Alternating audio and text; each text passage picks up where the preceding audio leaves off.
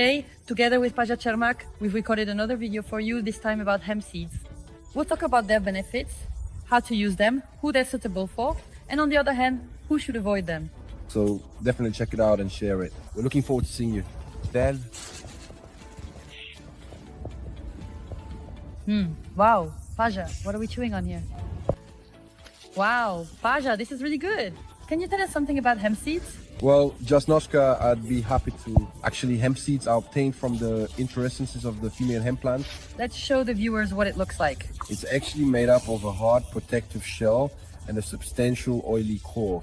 In fact, it contains approximately 30% oil and about 25% protein. Then, of course, there are tocopherols, fiber, and other beneficial substances. Hemp seeds are beneficial for a whole range of issues. What specifically would you recommend them for? Who should be using them? Well, of course, thanks to the content of essential fatty acids in the ideal ratio of omega-3 and omega-6, these seeds are really destined for people who pursue a healthy lifestyle, whether they're athletes or true enthusiasts. You could say it falls into the category of superfood because, as I already mentioned, it contains the ideal ratio of omega-3 and omega-6 fatty acids, specifically ALA and LA, and also the very important GLA acid, which is found in hemp at about 4% of its total weight. This acid is very important for the proper functioning of the cell membranes in the central nervous system, so it acts as a prevention against neurodegenerative neurological diseases.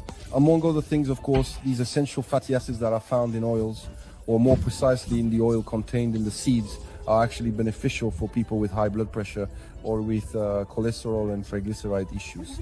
For athletes, the protein content is in the form of irucin and albumin, which are proteins of plant origin, but are very similar to those found in humans. So not only do they speed up recovery after a more intense performance by helping to remove lactic acid metabolites from the muscles more quickly, but they also oversee the proper building and functioning of the entire musculoskeletal system. Wow, Paja, that's a whole list of benefits. Tell us how to use hemp seeds. How to use them? Well, of course, hemp seeds are great on their own, or you can sprout them, which is actually quite popular right now. I guess that'll be relevant in April. It will definitely be relevant in April. And of course, you can actually sprout the seeds for regular eating all year round using a sprouter. But it's important to rinse them more often than you would with regular seeds like radish, peas, mung beans, or sprouts.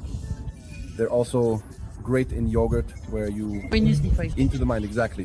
Some people might be bothered by the hardness of the fibrous husk. That's actually the advantage of the unhulled ones compared to the hulled ones. They're more complex, really. The energy in them is complex because you don't actually lose that energy when, so to speak, the seed is hulled, and especially the fibrous part. The husk contains, as I mentioned, a lot of fiber, so it works beautifully as a brush for your intestines. So from a therapeutic point of view, the unhulled seeds are actually better. Definitely.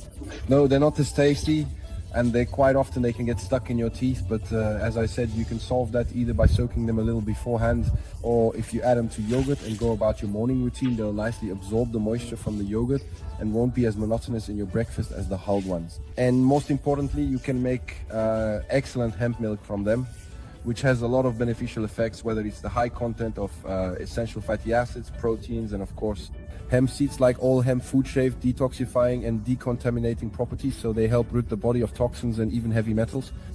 It's something that's suitable even for young children because, of course, they need quality protein for the development of, you could say, their entire organism, whether it's proteins for the musculoskeletal system or essential fatty acids for the brain. But of course, it's also great for seniors, people of advanced age who are already troubled by so-called lifestyle diseases. And is there anyone for whom you would not recommend using hemp seeds, just to be sure? There are definitely certain types of digestive problems where, in fact, it's not recommended to eat seeds or hemp seeds. These are mostly various gastrointestinal problems in people with cirrhosis, Crohn's disease, but especially, let's say, also after surgeries of the digestive tract, mainly of the small or large intestine. Usually, those people are already aware of it and have a certain, let's say, restricted diet. So they can't have other seeds either, precisely because of this. So these seeds are not intended for them. Of course, the hulled ones are fine, where you could say... There's no skin, so it doesn't irritate, if I understood correctly. Exactly. Great. All right. And definitely what we can also recommend, for example, is using them in baking because they actually have a longer or greater heat resistance than the hulled ones. Or, for example, if you like them just on their own, you can roast them with salt or even sweeten them. That's possible too, right? The range is really wide. Of course, on its own, it's not very tasty, but you can season it nicely and make it into something really delicious. And the milk will last you about a day or two. And I actually like them. They have a slightly nutty flavor, and it's a special recipe from my grandmother. For example, she eats them at home in the evening while watching TV. So if you're looking for a healthy alternative and you get cravings at night, definitely try the seeds.